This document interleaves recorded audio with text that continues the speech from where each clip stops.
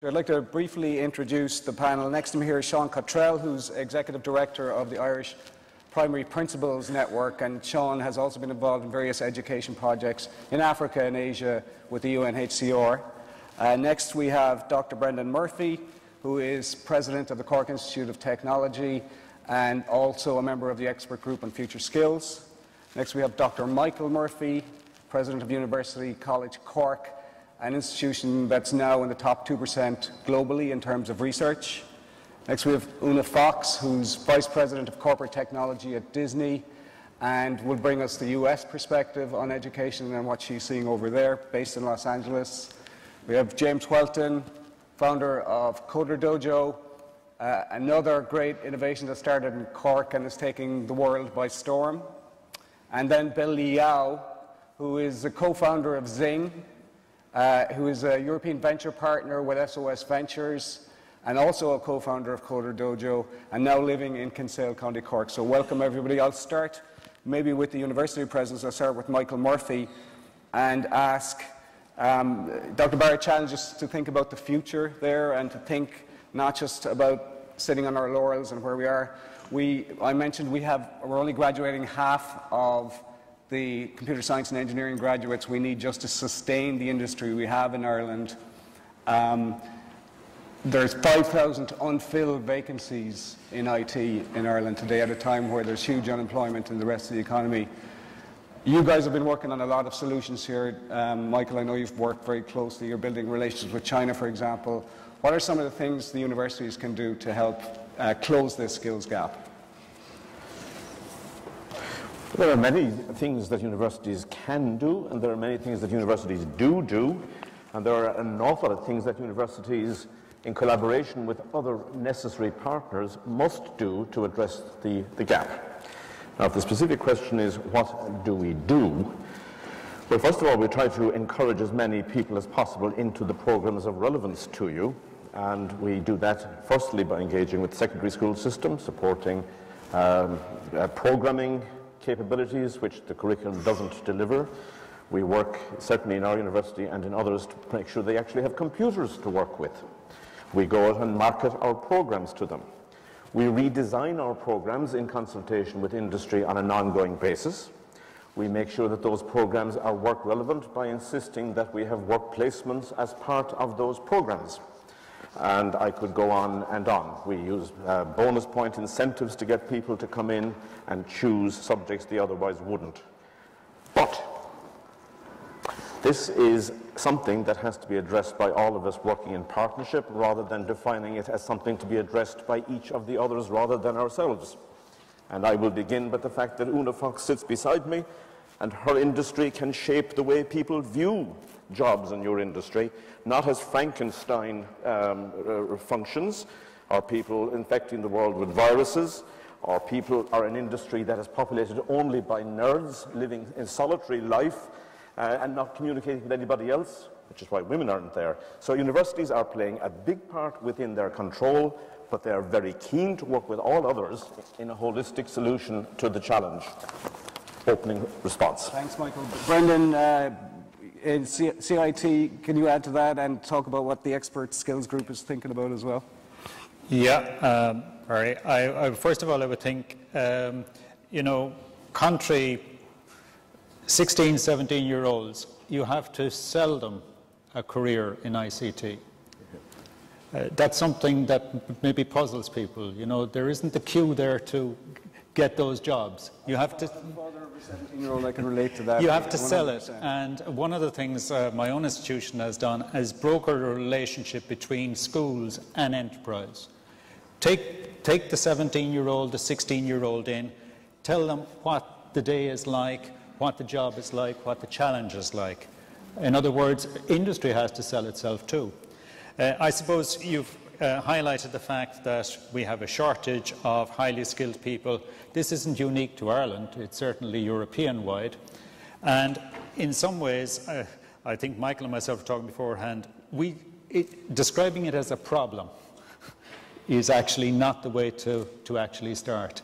Some of this problem has occurred because the ICT industry in Ireland has had such growth. Companies expanding, converging technologies. We'll talk later in the next panel about cloud, big data, going into what the previous panel was talking about, genome and all the rest of it. So part of the challenge is the growth we've had in the ICT industry.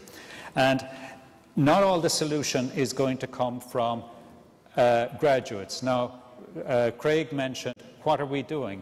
We aim to produce professionally ready graduates that also have had entrepreneurial and innovation ideas implanted into them.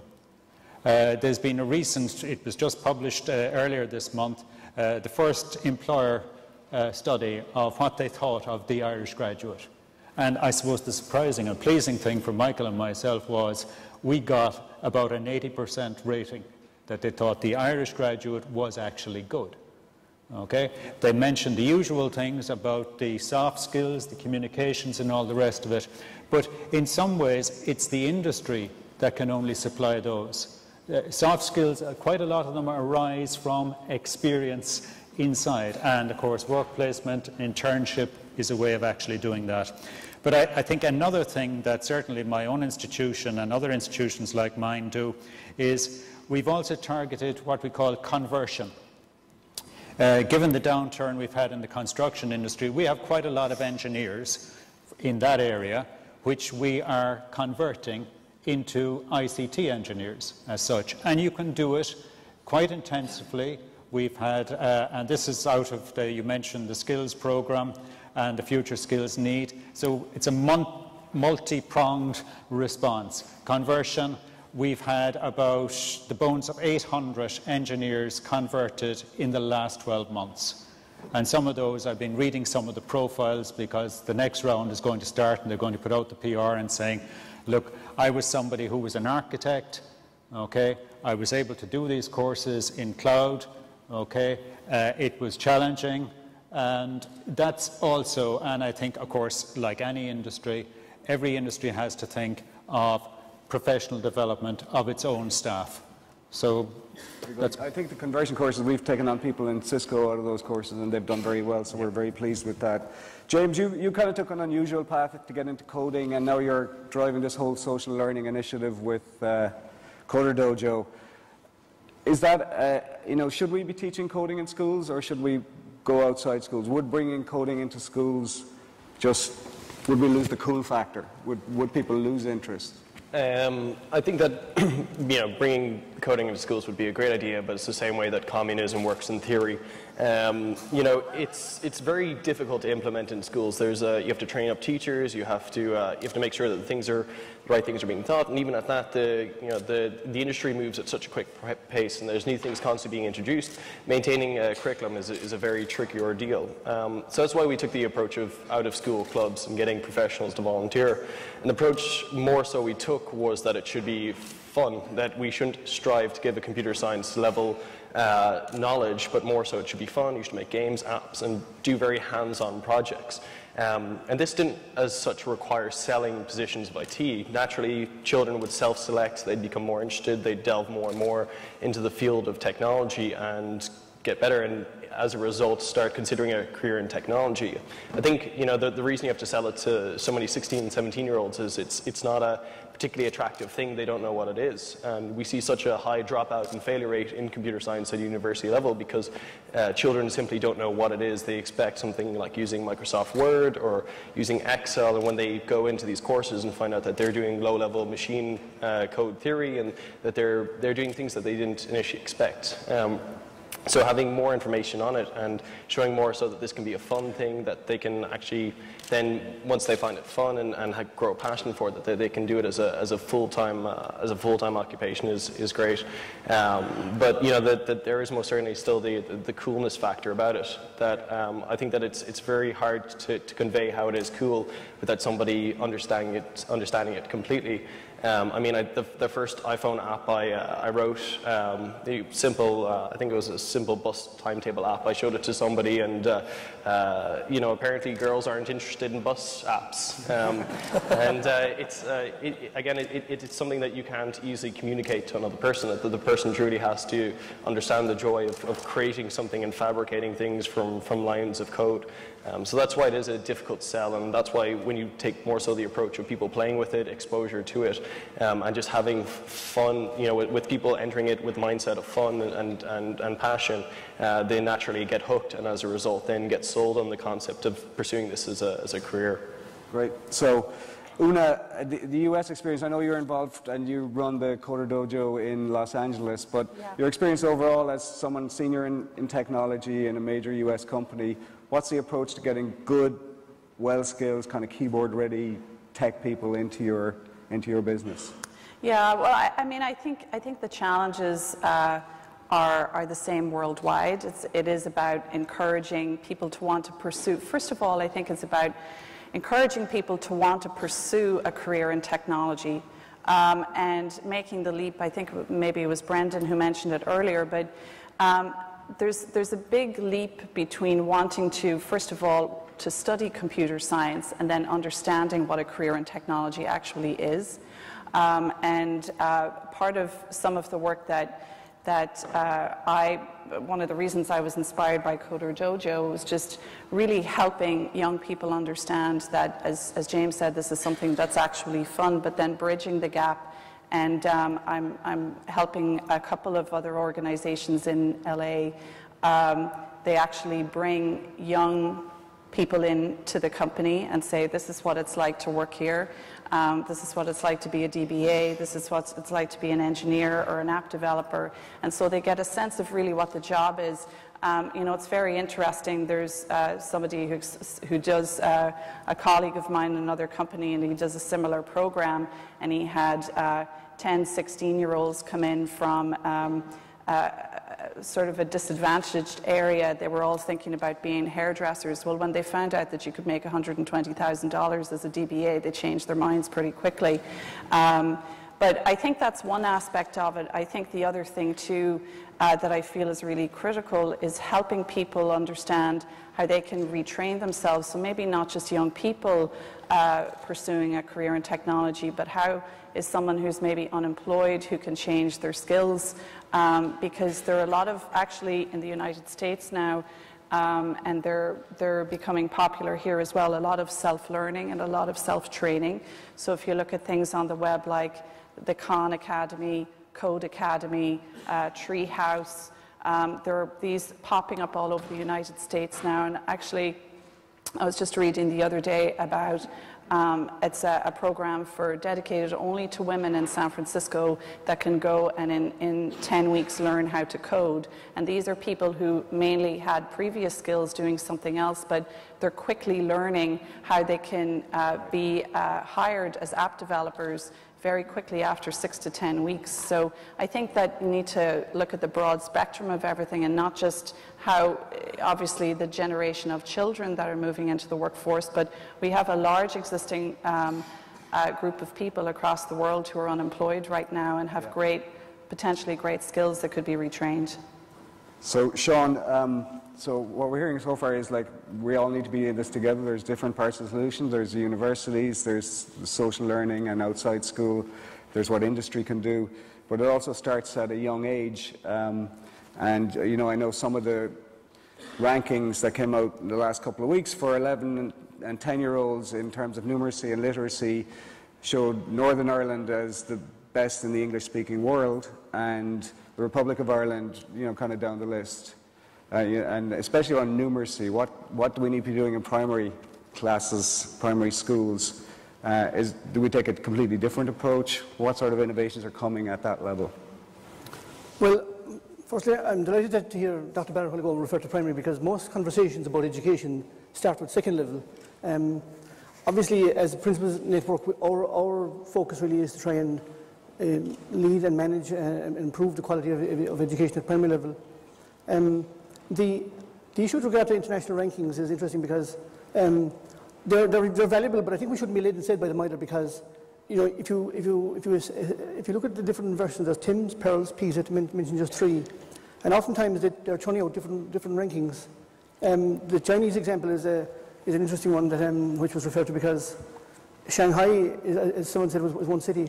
The Chinese only actually entered one city, and they entered the 100 best schools in that city. I mean, which was a real distortion of the whole process. But nevertheless, as I said, they are still valuable.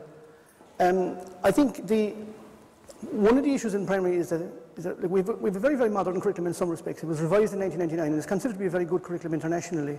But it's still focused very much on the past. Like the content of it is focused very much on our past as adults. I mean, we really believe like that we actually children deserve to get a curriculum that will prepare them for the future as best as possible. If you think about, I mean, like the idea now of a curriculum that's based on content that you remember is more or less dated. I mean, recall of information is no longer worth sort of investing too much time in. But the skills, like an interesting part about all of this is that last year we held a business symposium at our conference in Dublin, where we had business leaders from right across the business sector and some academics as well. And we found, let's say, that first of all, there was absolutely no awareness of the business community with what's happening in primary education, and they were even wondering why were we asking the question. The reality is that, let's say, with its shortcomings, the current primary curriculum actually is a very, very interesting one as far as a lot of the skills that are actually developed in it are things like, analysis, asking questions, problem solving, working in groups, working in teams, leading teams, problem solving. There's a whole range of soft skills and analytical skills, hypothesizing, for example, in the science curriculum. There's a very, very modern primary science curriculum there at the moment, but there's two difficulties. One is that the curriculum is overloaded because it's largely looked at on a linear basis. There's no concept at all of integration of subjects, like, for example, teaching one subject through another, or teaching two subjects together. I mean, if you had to do one thing to improve it, what would it be? If you got a magic wand and you could change the curriculum tomorrow, what would you do, Seán? Well, I'd have to say there would have to be three. We'd have to look at what the Finns. I mean, if you look at Finland, their education system is, without doubt and without any question of PISA or any other means, the most highly performing one in the world at the moment. And they've done three things. They've invested heavily in pre-service education for teachers, whereby every teacher comes out with a master's degree. So they're not just actually teaching, but they're actually researching and analysing to improve the quality of the teaching as they go. Secondly, they've given schools huge autonomy with regard to the curriculum. They've allowed these teachers to be very, very inventive and be very, very innovative.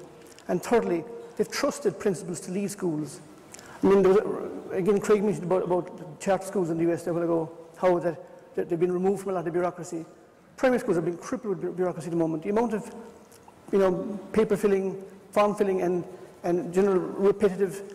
Like we have a department which still, for example, demands all ledgers to record information. So loads of paperwork still to do. So they're pretty clear recommendations. Bill, just switch gears a little bit, because one of the ways we're going to close this gap, I think, is by making Ireland a magnet for tech talent from around the world. And you talk about tech talent, Bill, with your track record. You've moved to Ireland. Now, what was your experience coming into Ireland, and how frictionless was that process? Frictionless would be the wrong word. Can I just say that Dojo 18 months ago came quite close to not happening at all. Because when I applied for my Irish green card, in order to work here as an investor, at the time that James and I were working together to make Dojo, my green card application was rejected not once, not twice, but 3 times, and I was asked to leave. Now, having a Chinese surname and being a high school dropout myself, I could sort of understand the point, even though I did actually qualify legitimately. I could understand the point where maybe I would be seen as someone who was not savoury enough to contribute to Irish society. Now, I did manage to get in. Thank you all. I love the place, particularly Cork.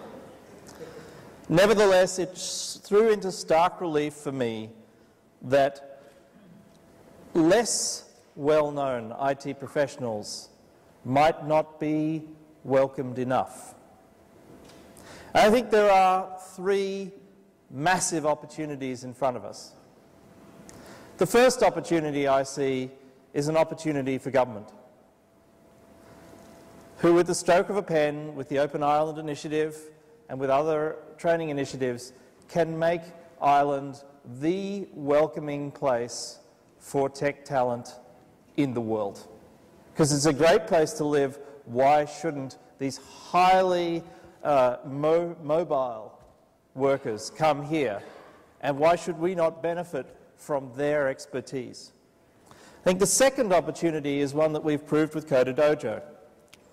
We wouldn't exist but for the generosity of industry partners, education institutions, the National Software Centre, in giving the spaces for Dojos, in encouraging mentors, and in the enormous community response that comes when a dojo happens in their premises. And I might add, you know, I know a lot of teenagers who perhaps don't get into computers. That's because it's too late by then. You know, the best coders we have, 7, 8, 9, 10, 11, and they get it, and they love it because they want to get behind the looking glass. They want to play with this technology. And industry integrating its own kids, like the kids of your own, you know, children, could get the opportunity to work with you side by side for a few hours a week. That's huge. You've got to play with this stuff. You cannot learn it from a blackboard. You can't learn to code from a blackboard. You need a keyboard and you need to play with it. And then the third opportunity that I see, and I think it's huge again, is Irish education acting as a beacon to the world's kids to come and be educated here. To, alongside Irish children, build a generation of fantastically capable engineers. Now, I do hear the argument, you know, massive unemployment here. Well, the way to fix massive unemployment, I'm sorry, it's not to hold people out. The way to fix massive unemployment is massive growth. That's the only way. And Ireland is underpopulated. We need to bring people here. We talk about the gathering, bringing people here for a visit. That's fantastic. But we need to bring people here to live, to love, to play, to be productive. Yeah, I think that's a great point. If you look at Silicon Valley,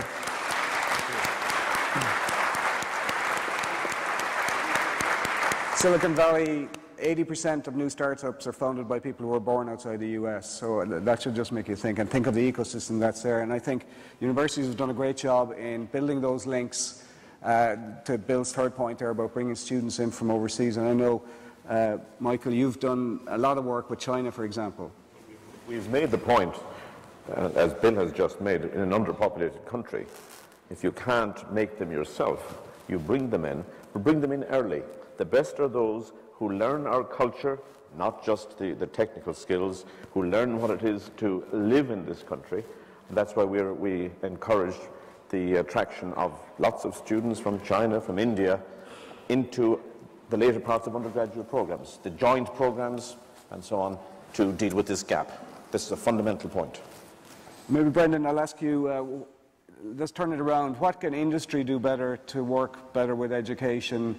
What can we do more of? What could the ITLG and the diaspora do more of to work with you? Well, you know, we always have to be careful, you know, sort of saying the fault is with, there is no fault with industry, with ICT industry. There is no fault with our universities.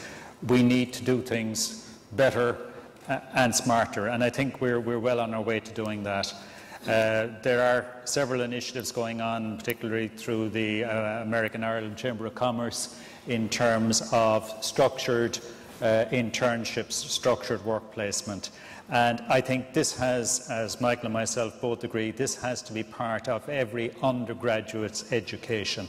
They must do a period in industry. Several industries if possible, but in an industry. We must be producing what I describe as a professionally ready graduate. Not a graduate that knows all the theory, but a professionally ready graduate. And also, it's that driving that excitement, I think, that Bill is talking about in our graduates. Right. We need live, innovative graduates, and it's one of the great things about Ireland, and sometimes we wait for other people to tell us, but we're such a young population. Yeah. You know, the only place I feel it's sort of home is if I go and visit Germany. You know, I actually, in some cases, I'll actually reduce the age in the room. Okay. But around here, okay, you see it, it's young people, it's vibrant, it's innovative, and you're quite right, Bill. We will need, and we will always need, to attract new people, because new people bring new ideas, and that is the essence of innovation. And that's what we must become, that innovative beacon. Yeah. I think the other one area that's untapped for us in general, not just in Ireland but around the world, is we don't have enough women in technology. And you know, in Silicon Valley there are some great role models of women leading big tech companies, Meg Whitman or Marissa Mayer. Una, what can we do to encourage more women? You don't want to ask someone else that question, no? To, like you're a pretty serious tech person here. How can we get more women into technology? Well, the first thing I'd like to say is it would be great if we could see more women. There are actually a lot of women that work in the technology industry, and maybe they're a little bit invisible, I'm not sure, but it would be great, first of all, if we could get more women on panels, technology panels. I think that would be a great start. Obviously, first of all, women in diversity, not just women, but diversity in technology and diversity in general in the workplace is a big topic, I think, across the board. I personally, myself, have often in my career in technology been the only woman in the room.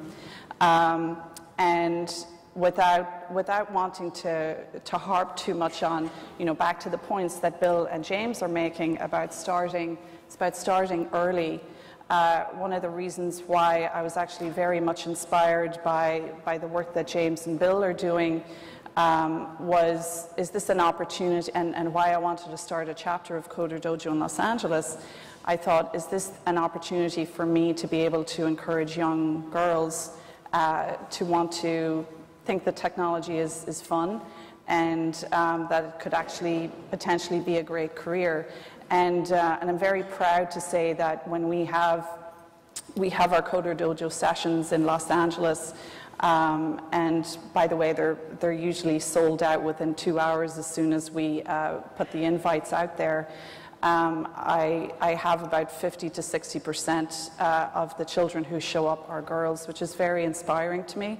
And I think that women can make a great contribution, but for whatever reason, we do tend to be a little bit shyer about coming forward and speaking. So there's recently actually a movement that started in the United States it's a pledge, particularly around technology conferences like this, because there are so many technology conferences. Yeah. There's been a pledge that a lot of very senior people in the technology field have taken to not attend a conference unless there is diversity and a good selection of speakers, both women and diverse populations, not just all male panels. And I think that the more that I could actually ask my fellow colleagues, my male colleagues, to support women in the industry, then we'll definitely see a change. Okay, that's great. Yeah. Okay. Okay, so some questions coming in from the audience here. Let's see. How do we raise awareness of science among students? We talked about that a little bit. I think maybe we could bring that into our final question, because we're running out of time here. What I'm going to ask each of you to do is to kind of one thing that you will do in 2013 to improve this. And I'll start. I'll say the commitment I'll make is to sign up for Una's request that I won't appear in any technology panels unless there is some diversity on the panel.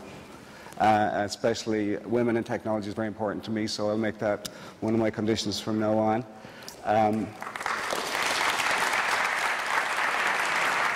So Seán, it can be anything. It can be anything related to the work that you're doing. What's the one thing that you will do? I was hoping you'd ask. Okay, thank you. Well, I'm a bit of an alien in this gathering today, because I'm not in business and I'm not in the IT sort of, but we're in primary education. But we've noticed over the years, the single missing ingredient in a lot of what's happening in terms of education is the power of leadership. I mean, you turn on any program today on television and you hear about the lack of leadership and poor leadership and self-serving leadership. And yet it's the one thing that there's very little being done about it in terms of actually teaching it and giving people, exposing people to leadership, because sometimes people, with reference to women a while ago, sometimes people are afraid to take on leadership roles because they see it as maybe being more daunting, more complicated. We're planning to build, to create a leadership centre, a national leadership centre in Ireland, and we're looking for philanthropic funding to help us do it. And we believe that by doing that, by developing leadership programs for children, for teenagers, for adults, for anybody who wants to do so, for that matter, that we can actually enhance the quality of what happens. Because in a school, for example, as you know, you won't find a good school without a good leader. The same applies to any business, I think. Any organisation, the capacity of leadership to bring about change for the better is very powerful. So, in summary, we'll be coming to you looking for your philanthropic funds. And you want to talk to Seán, he'll be around for the whole day, so please come and see him. Well done, Seán. Brendan? I suppose traditionally higher education, its mission has been teaching and research. But the mission of any higher education institution in the future equally has to be teaching, research and engagement with enterprise in the community. And the real challenge for higher education is, can we live outside our walls, whether they be physical or mental? Can we live out there? Can we justify, and I use the word justify, our continuing existence with enterprise and with the community? And if not, we are going backwards. Thank you. Michael?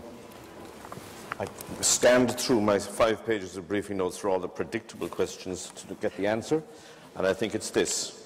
Insofar as universities can have any influence, I would use it to persuade the American government to set up a commission chaired by Craig Barrett to get the entertainment industry to change the image of this sector in society and particularly promote the development of games for girls. Kids, feel free, applaud. Even males who don't game don't go into this business. Gaming is so important. Games for women. Okay. Una? Well, I think we're trying to help that in Coder Dojo by encouraging. We've got actually some incredibly creative 8-year-old, 9-year-old girls who are creating animated games in Scratch and all kinds of things. It's incredible to see what they do. I think for me in 2013, I feel personally very grateful of the career that I've had so far, and I started to make a commitment last year that I was going to take those skills and give back to my local community and really help encourage people in the community, not just in my own technology community, also volunteer and give back to teach young people about technology. But that'll be what I'll continue to build on in 2013. James?